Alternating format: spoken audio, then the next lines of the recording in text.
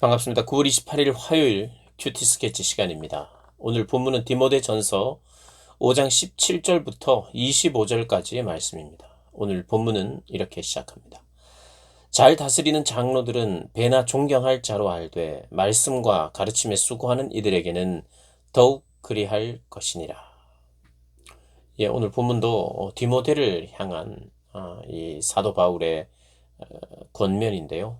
그 권면의 내용은 역시 교회를 어떻게 목회할 것인가, 또 사람들을 어떻게 대해야 할 것인가, 이런 이제 권면들을 하고 있습니다. 오늘 본문은 잘 다스리는 장로들을 존경하라 이렇게 시작합니다.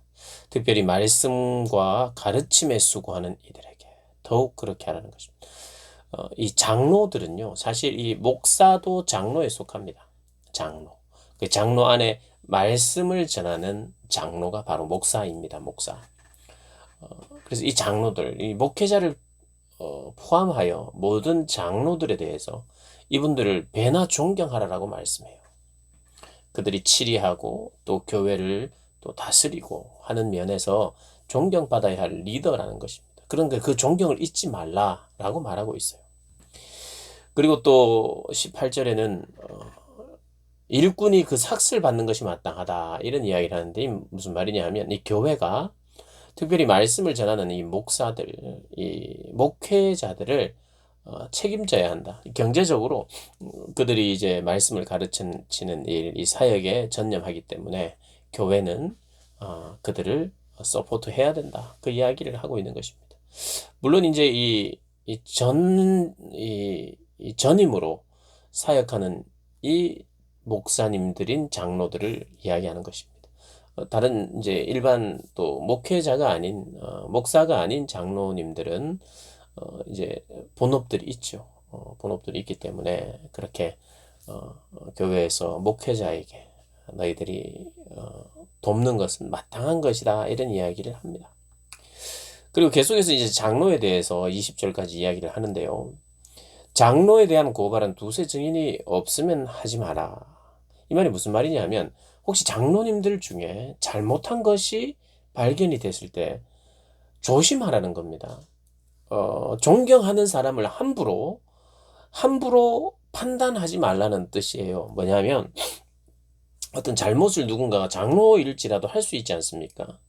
정말 확인되어야 분명한 증인이 있어야만 그 고발에 대해서 생각하고 또 잘못이 있으면 그것을 공적으로 또 판단도 해야 돼요.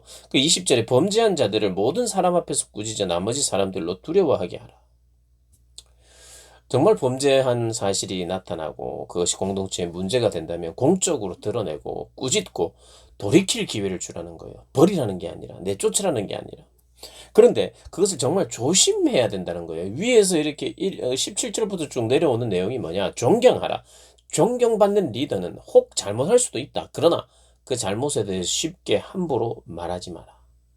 정말 정확하게 객관적으로 돌이켜야 될 문제가 있다면 그것은 공적으로 드러내라 라는 것입니다. 이런 과정에 뭐 교회뿐만 아니라 어디든지 마찬가지입니다. 가지입니다. 우리가 잘못 보고 잘못 판단할 수 있고 잘못 듣고 또 잘못 말할 수 있는 사람들이에요. 그런 것을 항상 가지고 있어요. 그러니까 속단하지 말라는 거예요. 그런 결정이나 결단과 판단은 더 정확해질 때 나중일수록 좋다. 그래서 너무 입을 함부로 놀리지 말라.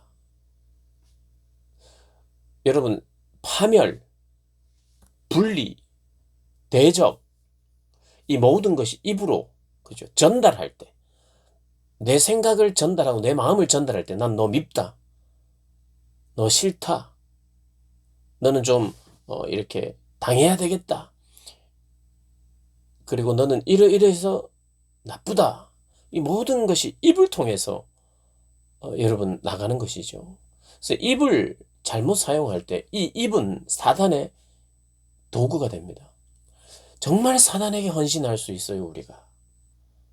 헌신된 종으로 우리의 입을 함부로 놀릴 때 모든 파멸과 모든 분리의 도구가 됩니다. 우리의 입이. 사람이 말만 안 하면 거의 죄를 안 지어요. 그렇지 않습니까? 물론 뭐 손으로 우리가 죄를 짓고 하지만 말만 안 해도 정말 입을 잘 다스려야 되는데 장로들에 대해서 그렇게 함부로 쉽게 해서는 안 된다. 왜냐? 존경받는 이들이고 존경해야 될 사람들이기 때문에. 그리고 21절, 22절에 이렇게 이야기합니다. 너는 편견 없이 그리고 불공평한 일을 만들지 편견 없이 사람 어떤 일들을 처리할 때 편견 없이 일을 처리해야 되고 공평하게 처리해야 된다 이런 이야기를 합니다. 그리고 22절에 아무에게나 경솔히 안수하지 말고 다른 사람의 죄에 간섭하지 말며 네 자신을 지켜 정결하게 하라. 다른 사람의 죄에 대해서 간섭하지 말라면 무관심하라는 뜻이 아니라 죄가 있으면 아파하고 기도하고 고쳐야 되죠. 권면도 해야 되죠. 근데 이 말은 다른 사람의 죄에 간섭하지 말라는 것은 이 죄, 저 죄에 막 그 관심을 기울이고 그것이 어떤 걱정과 중보를 위한 것이 아니라 어떤 가십거리가 되는 일에 이리저리 휘말리지 말라는 것입니다. 그리고 오히려 나 자신을 정결하고 거룩하게 나를 돌아보라는 거예요. 남에게 너무 신경 쓰지 말고 남이 저랬네 어쨌네 저쨌네 여기에 막 모든 관심을 쏟지 말고 물론 사랑하고 고쳐야 될 부분들을 권면하고 해야 되지만 그러나 그것을 다 나를 정결케 하는데 기회로 삼으라라고 말합니다. 그리고 경솔히 안수하지 말고 이 안수는 보통 직분자를 세울 때 안수합니다. 이 성경 안에서는 물론 병자들을 위해서도 안수하지만 여기서 이렇게 문맥상 보면 경솔히 안수하지 말라는 게 안수 기도해주고 축복 기도해주고 병 낫기를 위해서 기도해주고 함부로 이거 하지 말라는 뜻이 아니라 사람을 함부로 세우지 말라는 거예요. 그것이 1차적인 의미입니다. 직분자를 세울 때. 이 지금 직분자 장로들에 대한 이야기를 합니다.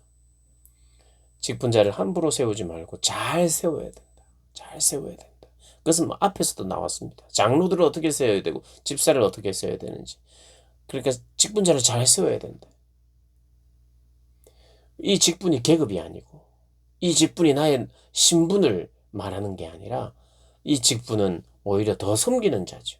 그래서 더 낮아지는 자여야 돼요. 진리에 대해서는 한치의 양보도 없어야 되지만 다른 모든 부분에 대해서는 사랑으로 인내하고 참고 견디고 그렇죠? 용서해주고 이것이 바로 직분자입니다. 그리고 이제 개인적으로 너는 이제 물만 마시지 말고 네 위장과 자주 나는 병을 위하여 포도주도 좀 마셔라 이렇게 이야기합니다. 포도주 치료의 목적으로 포도주를 쓸 것을 권면하고 있어요. 근데 이 시대에서도 그 위에서도 그랬지만 앞에서도 그랬지만 장로 집사가 술에 취하거나 술을 즐기지 말라는 이야기가 나옵니다. 그러니까 목회자는 마땅하죠. 술을 먹지 않고 또 술을 즐기지 않는 목회자여야 되죠. 당연히 그것도 지켜야 되는 이야기인데 그런데 사도 바울이 병을 위해서 조금씩 쓰라. 아마 위가 안 좋았던 것 같아요. 위염도 있었고 뭐 하여튼 위가 안 좋았던 것 같아요. 소화기관이. 그래서 그것을 위해서 포도주를 쓰라고 하는데 이 이야기는 네가 너 자신의 그 어떤 신앙을 위해서 술을 즐기지 않고 술을 마시지 않는 사람으로 본이 되고 있을 터인데 혹여 너가 이 치료를 목적으로 먹는 이 술을 이 포도주를 사람들이 혹시나 그걸 오해하고 판단할까 봐 네가 너무 조심하면서 물만 마시고 있는데 그렇게 하지 않아도 된다. 치료의 목적으로 먹어도 된다. 그래서 이 글은 디모데만 보는 것이 아니라 또 교회에게도 같이 함께 나누었어야 되는 내용이겠죠. 그러면 우리 디모데는 우리 목회자는 이 젊어서 술을 좋아하는 사람이 아니라 그의 위장을 위해서 이렇게 또 필요에 따라 마시고 있구나라고 또 함께 이해할 수도 있는 거죠. 그러면서 이제 24절이 이렇게 이야기합니다. 어떤 사람들이 죄는 밝히 드러나 먼저 심판에 나아가고 어떤 사람들이 죄는 그 뒤를 따르더니 이와 같이 선행도 밝히 드러나고 그렇지 아니한 것도 숨길 수 없다. 죄는 드러난다.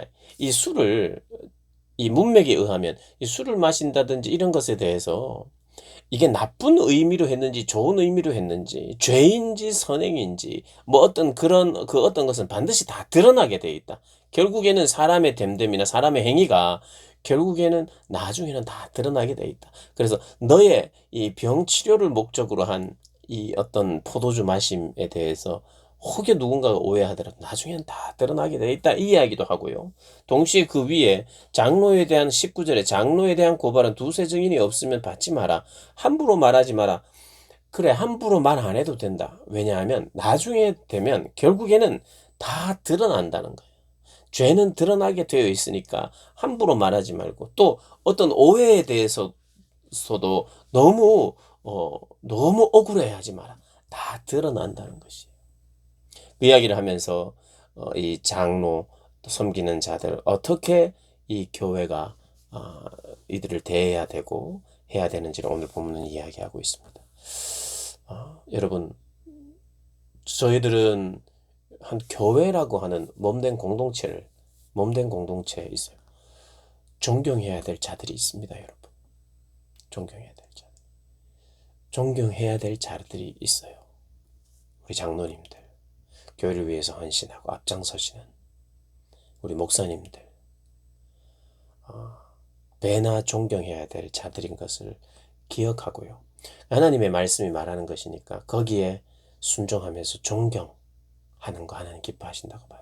제가 목사이기에 이런 이야기를 하는 게 좀 쑥스럽기도 하지만 오늘 우리가 큐티 본문 안에 있는 것이기 때문에 존경해야 될 자가 있다는 것. 난 교회에서 존경할 사람이 없어요. 이래서는 안 된다는 거예요. 내가 존경할 만해야죠. 존경할 만한 분들이 많이 있어요. 잘 몰라서 그렇죠. 이렇게 하나님의 교회는 또 존경할 자들을 존경하는 공동체입니다. 혹 존경할 만한 사람들의 어떤 연약함이 드러났다. 함부로 쉽게 입을 사용해서는 안 됩니다. 사단의 아주 유용한 도구가 될 수 있어요. 그래서 조심하고 또 드러날 것은 반드시 드러난다. 하나님 드러나게 하실 것은 하나님의 거룩한 공동체인 교회에 드러나게 하시니까 하나님 드러나게 하실 거 알고 믿고 신뢰하고 하나님께 또 기도하고 그렇게 나가는 것이 우리가 해야 할 일들입니다. 그렇게 존경하고 사랑하고 섬기는 여러분들 되시기를 주님의 이름으로 축복합니다.